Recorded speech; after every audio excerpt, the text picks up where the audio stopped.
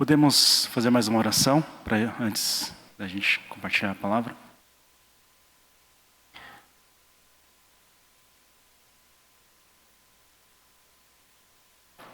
Pai querido, fala aos nossos corações, usa o teu servo, que o Senhor ministre a todos nós e que o seu nome seja honrado e glorificado. À medida que ouvirmos a tua palavra, nos dá fé e convicção à tua palavra, desejo de obedecer e que nós nos tornemos verdadeiros discípulos de Jesus. Assim nós oramos em nome de Jesus. Amém. Amém. A pregação de hoje é a continuação da semana passada, né? Não só no quesito da sequência de Lucas, mas também na questão temática, né? Eu achei que ia ficar muita coisa se eu falasse, né, sobre a última parte do trecho que a gente compartilhou semana passada, por isso eu trouxe para esta semana. A semana passada a gente falou sobre a missão do Messias, o caminho do discípulo, e hoje, dentro dessa temática, eu gostaria de falar sobre perder para ganhar. Não sei quantos conhecem bem o filme ou o livro Senhor dos Anéis, e lá tem um conflito, né? Tudo gira em torno de um anel que ele é forjado, e é um anel que dá poderes especiais, que é um anel que foi forjado, né? Que dá poderes especiais e que ele chama as pessoas para usarem esse anel. E esse anel, ele dá um poder incrível para o usuário desse anel, inclusive uma delas, né, de invisibilidade e tudo mais, só que a pessoa que usa esse anel, aos poucos ele vai se perdendo. Vai perdendo a sua consciência, a sua humanidade, e no final ele se torna que nem o Sméagol, né? Não sei quantos conhecem essa referência, mas é um dos personagens do Senhor dos Anéis, um que foi usuário por muito tempo, e quando a gente vê, né, a imagem é muito bem retratada assim no filme. É um hobbit que ele perdeu toda a sua humanidade, ele se tornou um monstro, né? E ele vai atrás do que ele chama de My Precious, né? Ele vai atrás desse anel. E aí todo o livro, né? Eu não quero reduzir o livro, porque é um dos melhores livros que eu já li, mas o livro, o enredo gira em torno desse hobbit, desse jovem, que leva esse anel para ser destruído, né? E ao mesmo tempo em que tinha grandes guerreiros, tinha capitões, generais do exército, magos, pessoas incrivelmente poderosas, a esse jovem baixinho, né? Porque um hobbit eles eram mais baixos. A ele é incumbido o trabalho mais importante e precioso de todos, que era o de pegar esse anel e levar para ser destruído. E por que era difícil? Por causa da tentação. Porque da tentação de ter tudo, de ter o mundo, de ter o poder maravilhoso, o maior poder de todos, mas a pessoa se perderia se de fato tomasse posse desse poder. Depois eu vou trazer esse gancho mais para o final, né, na hora da conclusão. Eu queria fazer um pouco de revisão com vocês, brevemente.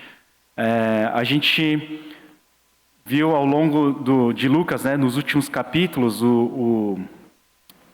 sobre o ministério de Jesus. Então, eu trouxe um mapa para ver se ajuda, né, um pouco. Então, aqui no número 1, cadê o número 1? Aqui, em Tiro, né, tem a conversa de Jesus com a mulher Cirofenícia. Ela demonstra uma fé extraordinária, lá em Lucas 7, 24 a 30.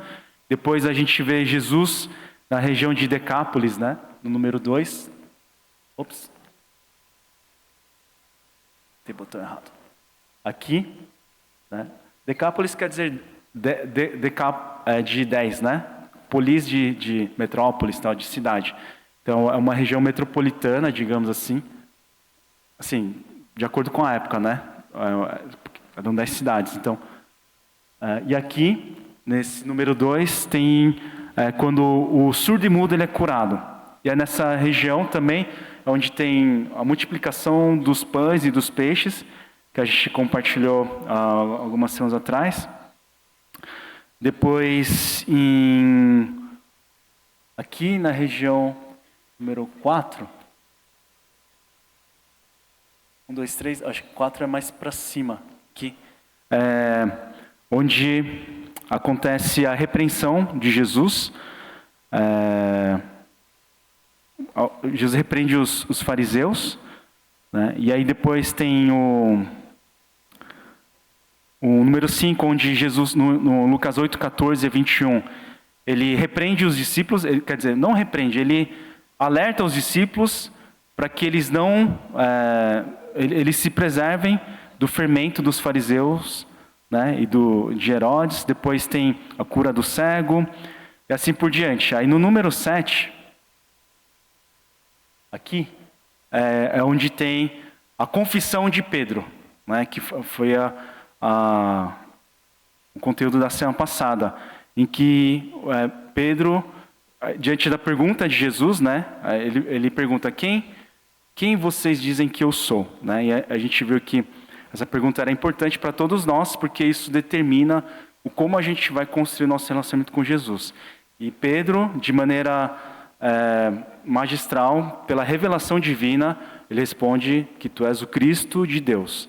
Em Mateus, né, registrado como tu és o Cristo, o Filho do Deus vivo. E a gente viu como isso é importante. A gente entende que Jesus é o Messias, Jesus é o Redentor, não só de Israel, mas de toda a humanidade. Entender que ele era ungido do Senhor, que ele veio para reinar. Né? E logo em seguida, o que Jesus diz? Ele fala sobre a sua paixão. A primeira vez que ele fala da sua paixão, ele diz, o Filho do Homem tem que sofrer muitas coisas e ser rejeitado pelos anciãos, pelos chefes dos sacerdotes, pelos mestres da lei, ser morto e ressuscitar no terceiro dia. Então, ele revela qual que é a sua missão, de morrer na cruz. E a gente viu como isso era completamente disruptivo, como isso era completamente fora da caixa, era algo impensável. Eles acabaram de confirmar o fato de que Jesus era o Cristo. E como é que esse Cristo iria cumprir o seu propósito morrendo? Isso não fazia sentido para as pessoas naquela época. Porque eles tinham a expectativa messiânica de que Jesus viria para reinar, para estabelecer o seu reino, isso estava correto, e que iria libertar o povo, até aí estava correto, mas eles pensavam da libertação da dominação do povo pagão, dos romanos.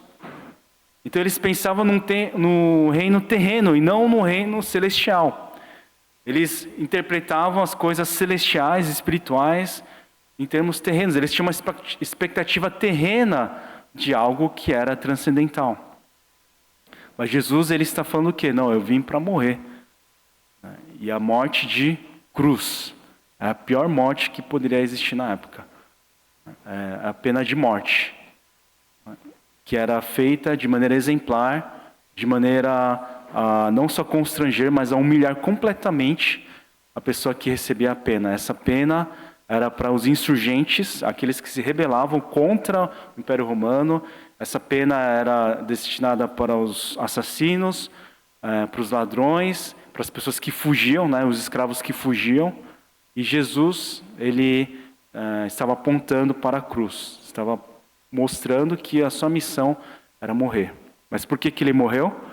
Pelos nossos pecados, para nos perdoar os pecados, para nos redimir dos pecados, e não só isso, mas ele ressuscita, ele vence a morte, a consequência do pecado, e nos dá a vida eterna, nos dá um propósito de vida. Ele nos dá uma nova identidade, não só como pecadores, mas agora pecadores perdoados, e mais do que isso, como filhos de Deus. Filhos de Deus. E então é sobre isso que Jesus estava falando, e os discípulos não entendem isso. Lá em Mateus a gente vê ele registrando que Pedro ele dá bronca para Jesus, né? Jesus não fala essas coisas. Como assim morrer? Do que você está falando? E Jesus ele repreende Pedro de maneira veemente. Depois disso, ele fala para as pessoas ouvirem: se alguém quiser vir após mim, negue-se a si mesmo, tome diariamente a sua cruz e siga-me. Então a primeira coisa que a gente compartilhou é que você tem que ter o desejo de seguir a Jesus. Não adianta dizer que o seu pai é pastor, presbítero, ou que seu bisavô, seu tataravô já cria em Jesus, ou que a sua mãe ela serve numa escola dominical, que ela é diaconisa.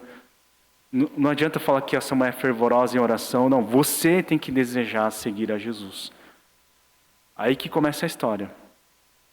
E aí, qual que é o caminho? São 3 verbos, 3 ações que Jesus ele diz àqueles que devem seguir a Jesus. Primeiro, negar a si mesmo. Isso é tão importante. E aí eu vou explorar um pouquinho mais profundamente essa parte de negar a si mesmo, tomar diariamente a sua cruz. Jesus ele já estava falando de cruz antes mesmo dele ser crucificado. E somente então seguir a Jesus. Então, primeiro a gente precisa esvaziar de nós mesmos, né? Nós precisamos negar nosso velho eu, a minha própria confiança e depender da salvação tão somente em Deus. Isso é negar a si mesmo, que é um contrassenso do mundo que diz que você tem que merecer a sua salvação pelas suas boas obras, ou na filosofia budista, né, que é comum a muitos orientais, se diz você tem que atingir o nirvana através da meditação, do esvaziamento, e aí você, com o seu esforço, né, você atinge essa divindade. Pode ser que precise de reencarnações, mas você chega lá, né? Mas não é isso que a Bíblia diz, né? A Bíblia diz o quê? O que Jesus nos diz, que nós dependemos do que Jesus fez na cruz. A nossa salvação é única e exclusivamente relativa ao mérito do que Jesus conquistou na cruz. Essa semana eu estava recebendo um treinamento, né, com alguns pastores e tinha uma pergunta que me chamou muita atenção.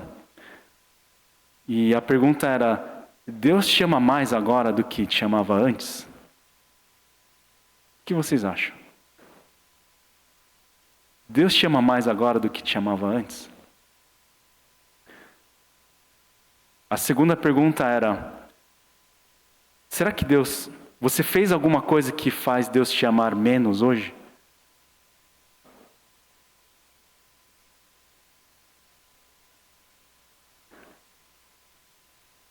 Já teve alguma ocasião em que você se sentiu menos amado por Deus? Sabe, irmãos, o fato é que Deus nos ama porque Ele é amor. Está escrito lá em 1 João.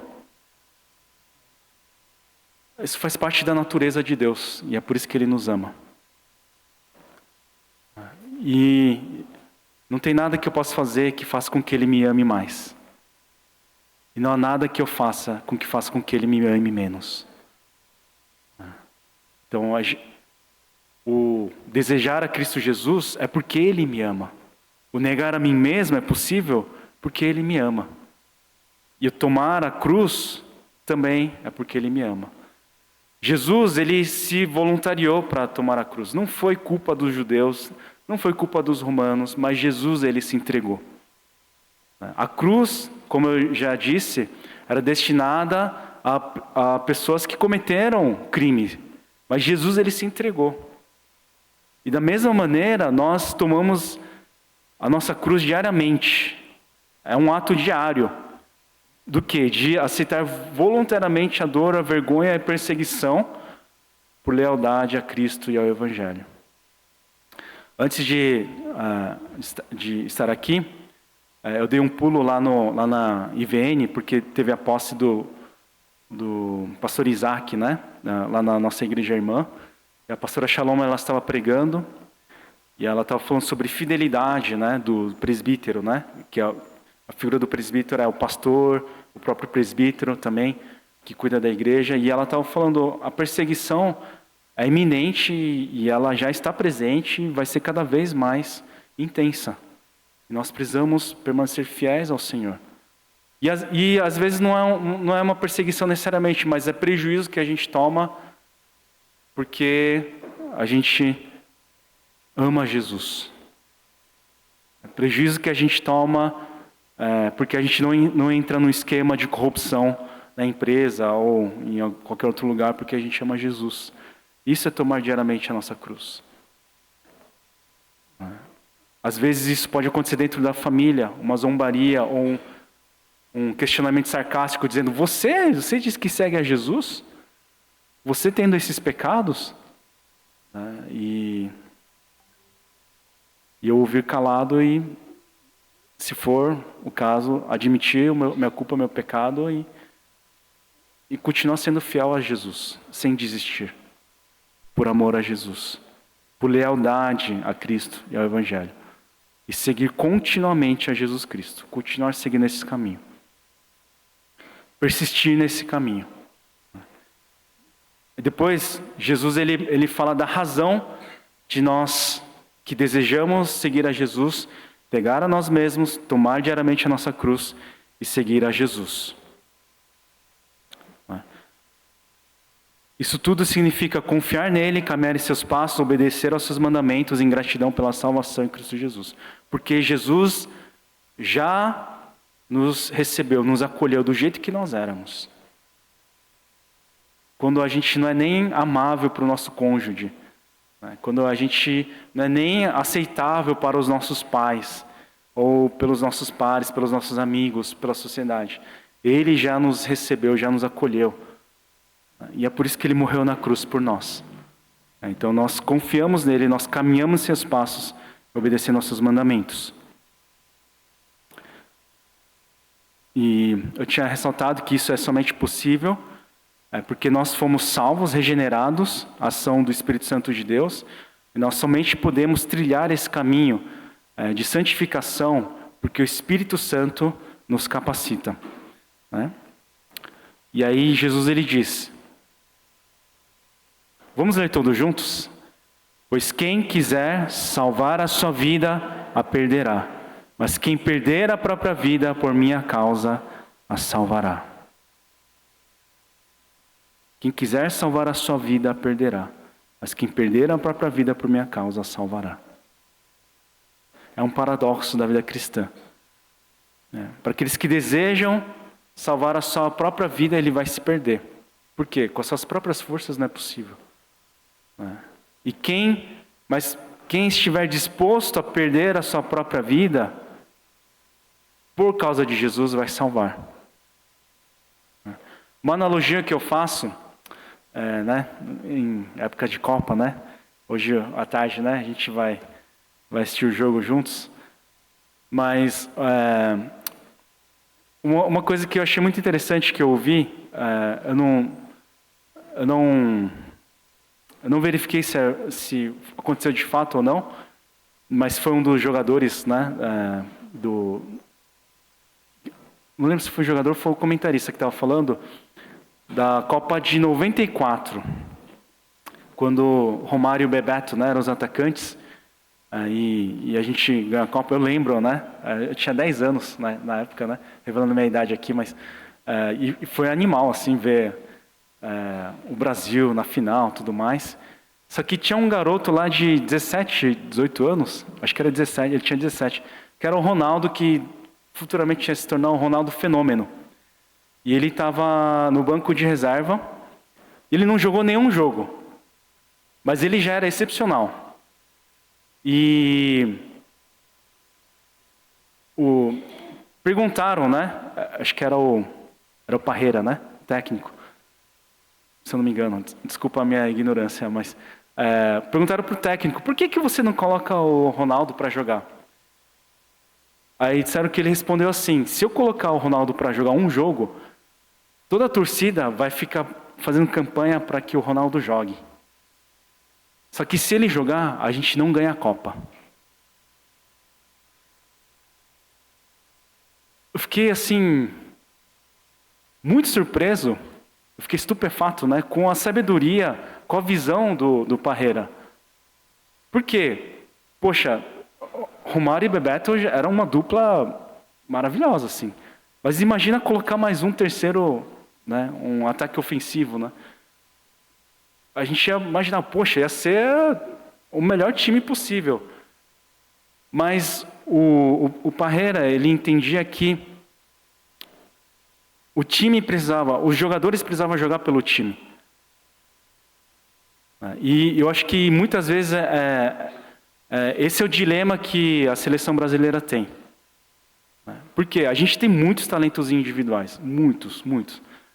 E dá gosto de ver esses talentos, né, que são protagonistas no Campeonato Brasileiro, no campeonato lá na Europa, tudo mais. Mas quando junta todos, eles têm que negar a si mesmos. Eles têm que jogar pelo time. Né, como na outra Copa, né, que a gente estava jogando contra a Croácia, e era só o Brasil fechar a defesa por 5 minutos. Só que não, o jogador que não faz... Não cabe lembrar o nome dele aqui, mas ele, sei lá, ele deu uma de estrelismo, ou não sei. E aí foi pro ataque, perdeu a bola, e no contra-ataque a gente tomou o gol, e aí foi todo aquele negócio fatídico que aconteceu. A gente foi eliminado da Copa, né, passada. Mas vocês entendem a analogia? A gente precisa entregar a nossa vida ao Senhor. E é completamente contrassenso do que o mundo fala pra gente. Você tem que ser você mesmo, você tem que seguir os seus sonhos, você tem que seguir o que você sente, você é o que você sente, a gente acolhe você do jeito que você é, do jeito que você está sentindo. Ora, o sentimento é uma das coisas mais voláteis dentro do que compõe a nossa identidade. Posso estar me sentindo muito bem. Se eu tropeçar aqui na escada e bater o joelho, o meu dia já assim... Pode ser o pior dia da minha vida, de uma hora para outra. O sentimento ele é muito volátil. Mas o que o mundo fala? Não, segue o seu coração, mas enganoso é o coração. Segue o seu sentimento, mas o sentimento ele é muito volátil. Então o que a gente precisa fazer? Negar a nós mesmos. O que quer dizer negar a mim mesmo? Como eu tinha mencionado já, negar ao meu velho homem. Negar a minha pecaminosidade. Diferente do que alguns filósofos ou algumas pessoas dizem, né, de que o ser humano nasceu como se fosse um papel em branco e a sociedade que o corrompe. O que a gente aprende nas escrituras sagradas, né, dentro da antropologia bíblica, é que o homem ele já nasceu com uma pecaminosidade que foi herdada por Adão. Eu não ensino os meus filhos a dizerem não.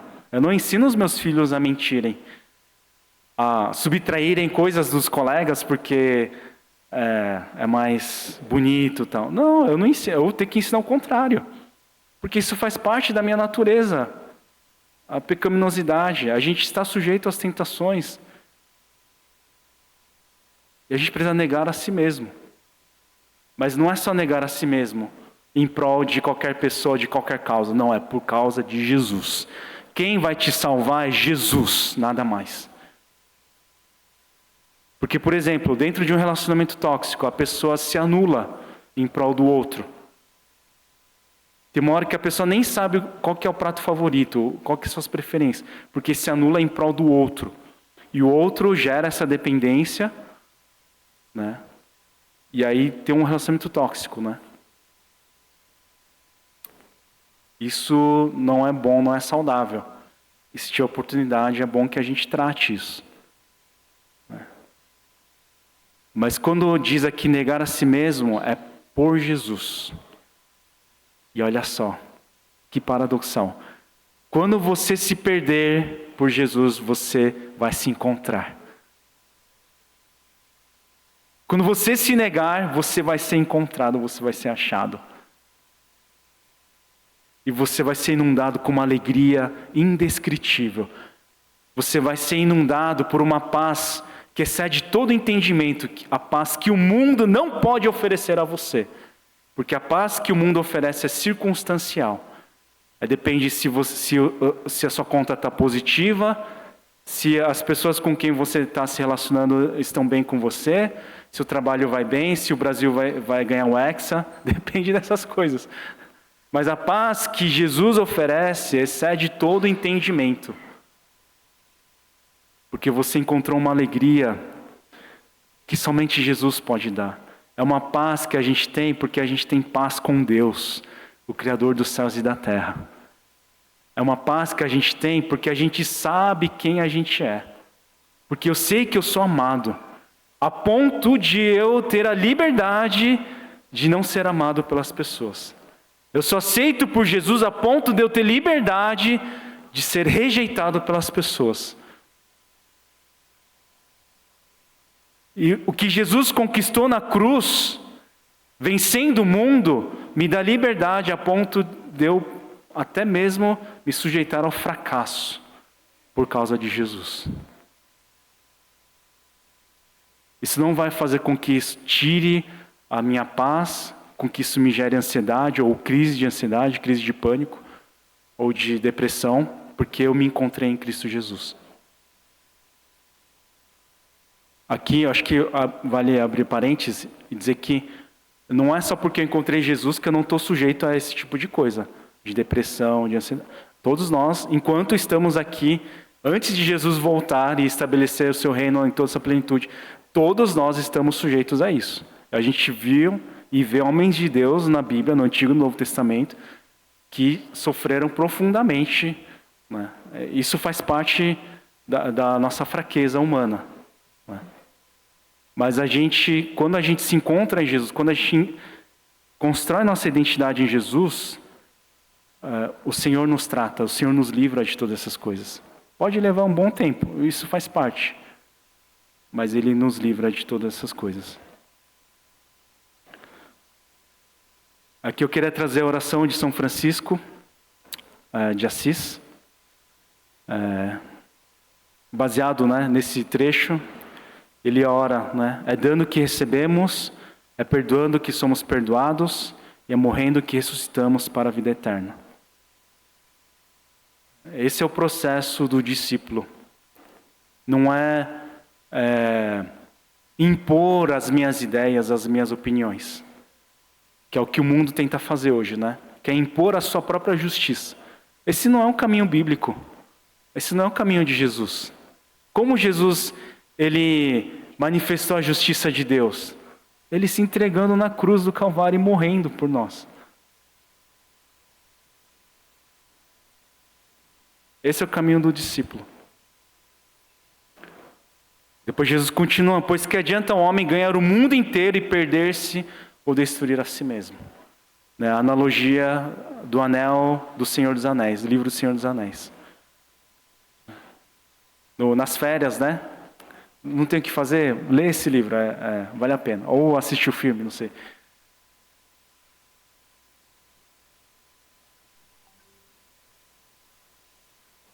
O homem mais poderoso do mundo, ele pode se perder em si mesmo.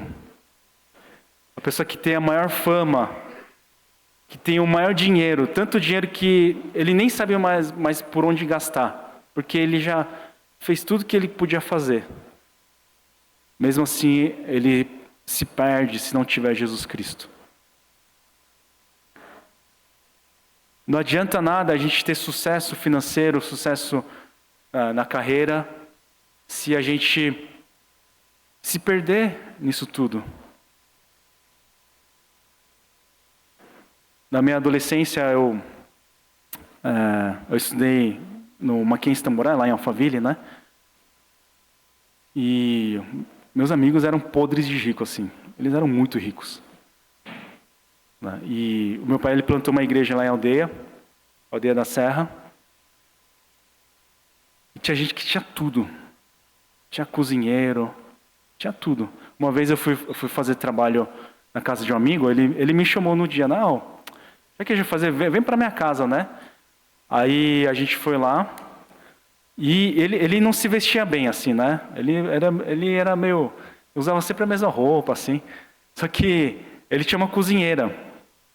E tinha uma outra empregada que serviu o almoço pra gente, né? Só estava eu e ele, assim. Aí deu salada, né?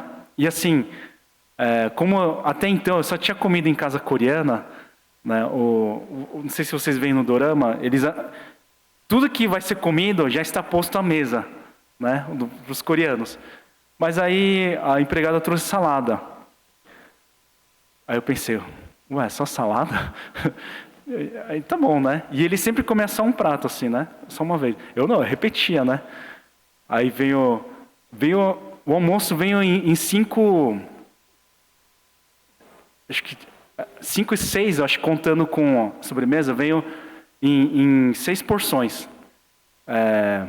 Salada, entrada, legume, prato principal, um negócio assim, proteína, depois. E aí ia vindo, só que eu não sabia como é que era, então, mano, eu tô com fome aqui, como é que ele consegue só comer uma vez cada? Aí no final, eu tava estufado assim, porque eu repetia, né? E aí veio, assim, no final a gente tinha comido super bem, aí depois a gente fez trabalho e tal. Só que, quando eu via meu pai pastoreando, o pessoal lá e tal, eu via que tinha gente que tinha tudo, mas era uma casca vazia. Não tinha alegria, não tinha paz. A família estava toda quebrada.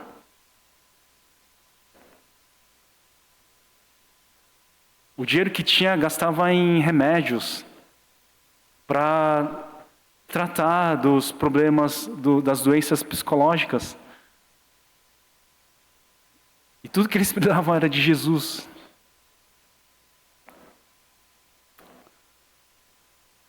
Que adianta um homem ganhar o mundo inteiro e perder-se ou destruir a si mesmo?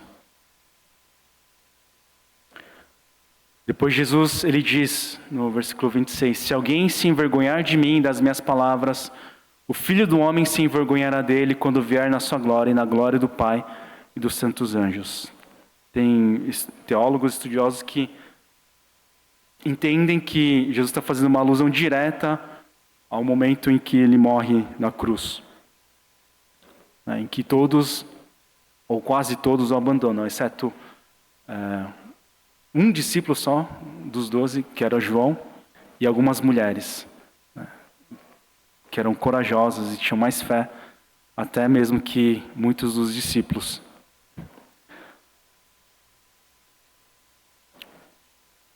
Depois ele diz, em verdade lhes digo que alguns dos que aqui se acham de modo nenhum experimentarão a morte antes de verem o reino de Deus. Jesus ele está se referindo aos seguidores de Jesus. Não todos que estavam lá presentes, mas há alguns que, crendo em Jesus, seguiriam a Jesus até o final. O que ele está dizendo? Que antes deles morrerem, antes de experimentarem a morte, eles vão ver o reino de Deus se estabelecendo. Jesus Cristo, ele veio inaugurar o reino de Deus, né? E o reino de Deus, ele se manifesta na consumação final e na ressurreição de Jesus. Ele se manifesta, né, com poder. Né? Lá em Marcos 9:1, né, tem o registro, né, de que o reino viria com poder. O reino de Deus se manifesta com poder. O reino de Deus ele se manifestou também quando os discípulos recebem o Espírito Santo. Jesus ele morre, no terceiro dia ele ressuscita, ele permanece 40 dias e 40 noites com os discípulos. Depois ele sobe aos céus, e ao subir aos céus, em Atos 1:8, ele promete, né, mais uma vez, o outro Consolador, que é o Espírito Santo de Deus, dizendo que ao receber, que receberiam poder ao receber o Espírito Santo, e seriam testemunhas de Jesus, tanto em Jerusalém, Judéia, Samaria, até os confins da terra. E de fato, cerca de 120 pessoas, eles ficam na casa de Marcos, eles permanecem em oração, e no dia do Pentecostes, o Espírito Santo desce sobre eles como língua de fogo, eles começam a anunciar as grandezas de Deus em várias línguas. Né? E aí nasce a igreja. Né? E ao mesmo tempo tem a coroação do Messias no céu, a sua exaltação. Fala de Jesus perante Pôncio Pilatos, ele diz assim, quando ele estava sendo julgado, né, prestes a ser crucificado, ele diz, contudo de agora em diante, o Filho do Homem estará sentado à direita do poderoso Deus. Como e através de quem o reino de Deus se manifesta? Através daqueles que seguem a Jesus, através daqueles que negando a si mesmo, tomam a sua cruz diariamente, decidem seguir a Jesus. Esses dois movimentos de humilhação e de exaltação, eu entendo que são dois movimentos de glória de Jesus Cristo que ele menciona na sua oração em João 17. Nós sofremos por Cristo Jesus, isso é honroso, isso é uma glória para nós. Não sofrer por meus pecados, por erro de alguém, mas sofrer por causa de Jesus. Pela causa de Jesus, pela lealdade a Jesus. E ao mesmo tempo, Deus nos exaltar. Não sou eu que vou procurar ser exaltado. Eu vou procurar me humilhar. Mas Deus, Ele vai nos exaltar. Deus, Ele vai nos usar para realizar coisas grandiosas, para a salvação de pessoas, para que famílias sejam abençoadas, para que nações sejam alcançadas e se tornem discípulos do Senhor Jesus Cristo. Através de quem? Através de todos os discípulos de Jesus. Que Deus nos abençoe. Vamos fechar os nossos olhos.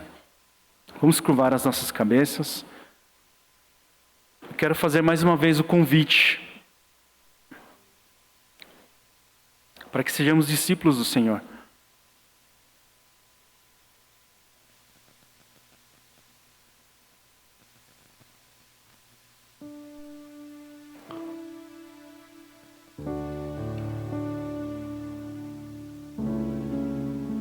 Quando eu for construir a minha família, como é que eu vou construir de modo que eu manifeste o reino de Deus? Quando eu for trabalhar, quando eu for estudar, quando eu for namorar, ou buscar uma namorada, um cônjuge, como é que eu posso fazer isso de modo que Jesus seja honrado, que eu seja leal a Cristo Jesus? A gente não precisa ter medo de errar.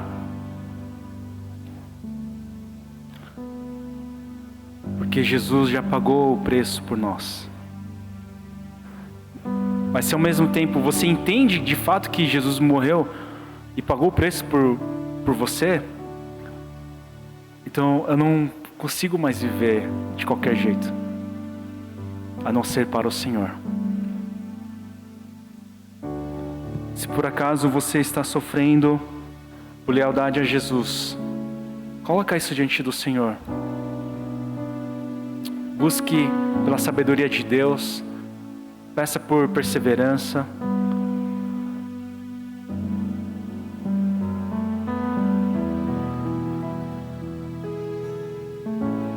Quero convidar todos nós a entregarmos nossas vidas como discípulos do Senhor.